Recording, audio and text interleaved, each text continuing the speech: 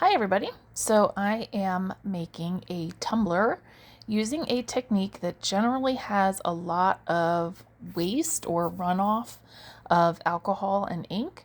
So I decided to capture literally that alcohol and ink that's going to run off of the tumbler and catch it in some resin and make a sculpture out of it. So I'm just opening up some of the alcohol inks. I have lavender, I have black, gray, and some silver, but the silver is only going to be for the sculpture at the end. So what I did was I sanded, cleaned, and base painted a tumbler with just flat white spray paint. And this particular technique I was after because I want it to kind of look like a sunset.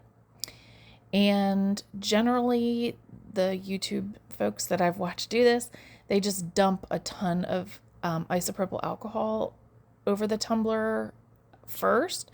But I actually tried to just kind of heavily spritz it with isopropyl alcohol instead of dumping. So you'll see me kind of play around with a few techniques until I get the look I was going for. So you'll notice that I have the tumbler sort of way out, far from the turner. That was so that the tray underneath could catch the runoff. I'm just using my trusty old pizza pan with my shower curtain liner and then some mixed thin viscosity resin. So far there's no resin on the tumbler. And I did decide to add some indigo alcohol ink toward the top just to kind of solidify the look that I was going for. So I'm just alternating between spritzing alcohol, adding more ink, and then if I haven't already, I do eventually start dumping alcohol onto the tumbler because I just wasn't getting the exact striping that I was looking for. So I was not going for any swirls so much as I was going for horizontal stripes, along with, of course, the fade of the colors. Yeah, so right there you can see I did dump some alcohol on it, and that did end up helping me get the look I was going for. So I wasn't quite sure if the sculpture would turn out because a lot of, alcohol ink did drip into the resin. I'm just rotating the tray to make sure it's kind of evenly coated with the runoff. But it all ended up working out, I think, because a lot of the alcohol ended up evaporating anyway. So once I was happy with the tumbler, I just added a few more drops of indigo and some of that silver alcohol ink that I mentioned earlier, just to give some good contrast because I did not want this to look really muddy. So I set that off on a level surface to dry. And then this is a close-up of the tumbler.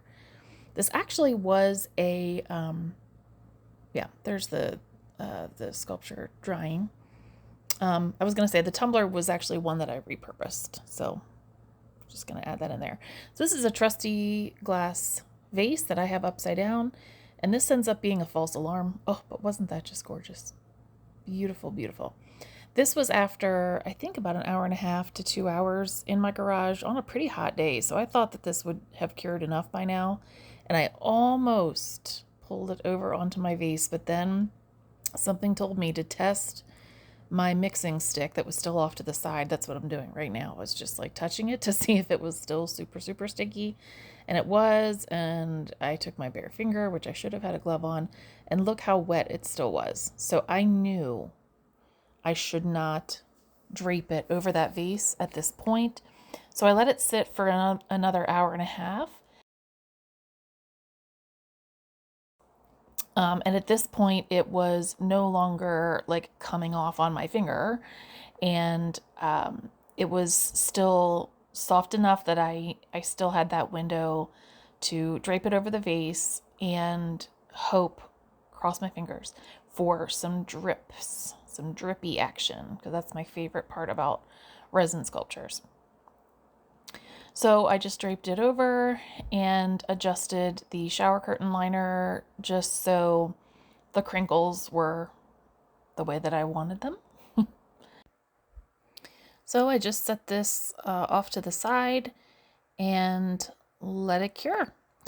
I want to say I let it cure for just under 24 hours, maybe 18 or so. Oh, this was it the next morning, and I was so happy with it. It was not super sticky anymore. I knew it wasn't going to drip anymore, but it was still too soft to demold. So I just let it completely cure. I went to work and then came back to it that evening. So here it is that evening. It felt much more hardened up, and I was comfortable with demolding.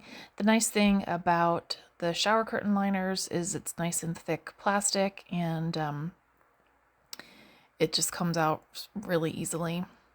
It's really no finagling. And you can reuse the shower curtain liner. So you can just clean it off with some alcohol, pick off any resin, and so there were a few little like stray pieces, and because the resin was still on the softer side, I was able to just pick them off versus needing to get a knife or scissors. So I put it back on the vase and let it continue hardening up. Just showing you quickly my other two pieces that I was working on and how well they all match. So I just showed you a little bit of diamond dust. So I have not the thin craft epoxy for this. This is a thicker, it's actually called tabletop epoxy. I really like it for tumblers. It has good UV protection. But anyways, this is roughly 20 milliliters just to get a good coating of resin on the tumbler. It has the alcohol ink and everything underneath has completely dried at this point. So with the thicker tabletop resin, I like to use a heat gun to kind of thin out the resin a little bit, then the torch to get rid of bubbles. I find that the torch on its own sometimes doesn't get all the way to the bottom with the bubbles. So here's a little close-up. I was very, very happy with it, knowing what was next, which was my weeping willow tree decal. So I want to let this cure up, and I went ahead and applied the I just used the Cricut Design Space. I have a subscription to that.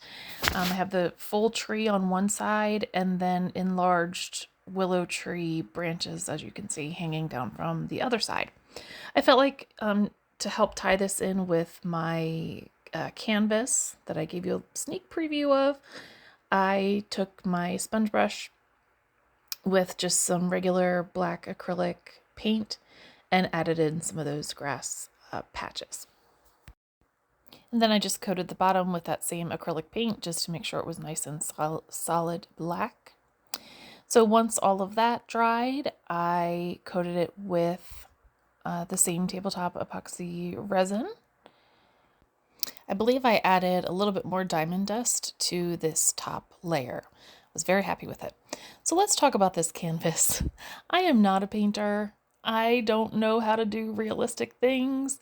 So with the help of the internet and just a little bit of reference photos, I sketched out the trunk and branches of a willow tree and then painted them and some grass. This is probably like terrible, horrible for anyone who's an experienced artist watching this, but I did the best I could. This is also a repurposed canvas that I cleaned off and just spray painted with a silver metallic background. I will say I was pretty happy though with that sponge brush and the way that it helped me with the grass. So I took a variety of crayons, and you need to use Crayola brand, taped them to a piece of cardboard, and then used my heat gun. The canvas should be tilted, not vertical, not vertically tilted and certainly not horizontal. This idea and color combination for the crayons came from a different person on YouTube, and I will link her video in the description to make sure I give her credit, because I definitely watched her video multiple times before and during this creation to see if I was doing it the way that she did it, because I just loved it so much. Of course, put my own little twist on it, but I wouldn't have done this without her inspiration. So this really comes with a lot of trial and error. I highly recommend this. It's super fun to do, but you do need to be patient with yourself. The idea is to create layers. So I started with toward the bottom of the tree, knowing that I would heat those back up and try to get them to drip a little bit further later. But I started with the bottom and then worked my way up. The only small frustration with this technique is that as the crayons lose their wax, the paper backing, if you haven't peeled the paper off, will fall onto your piece. Also, just like that white piece fell, any like little pieces of crayon that are left that no longer adhere to the tape, they will also fall onto your piece. So you just need to be patient with yourself and pick them up, or melt them.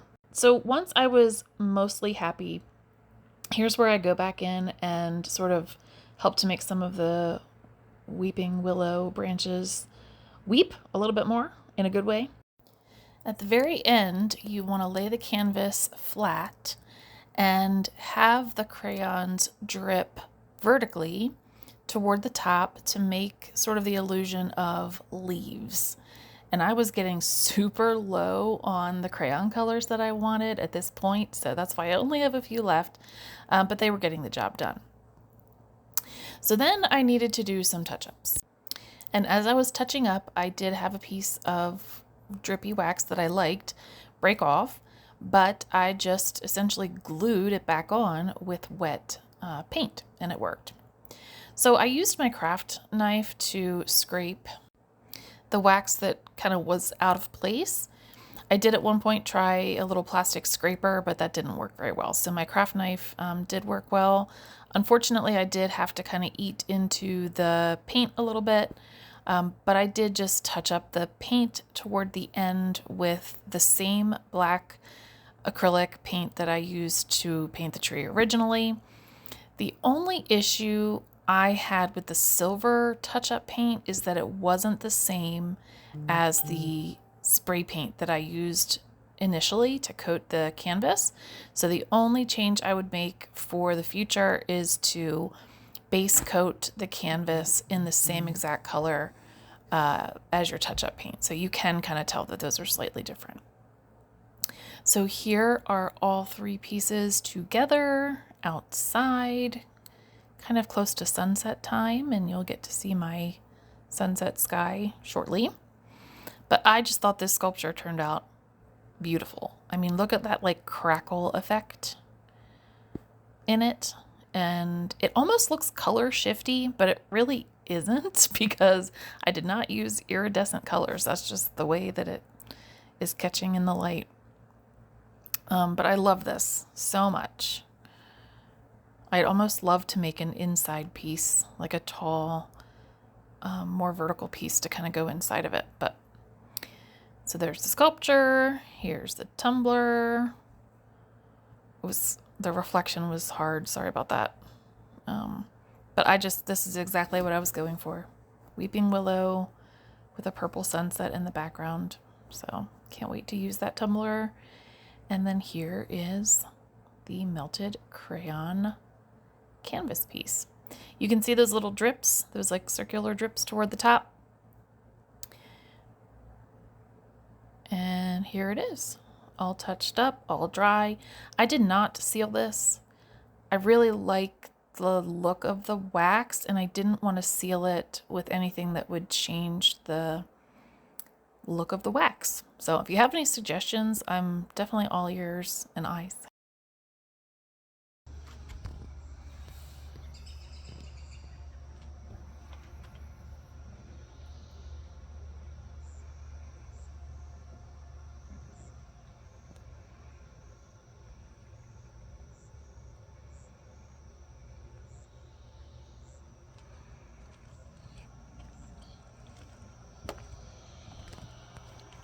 Hi, Persia.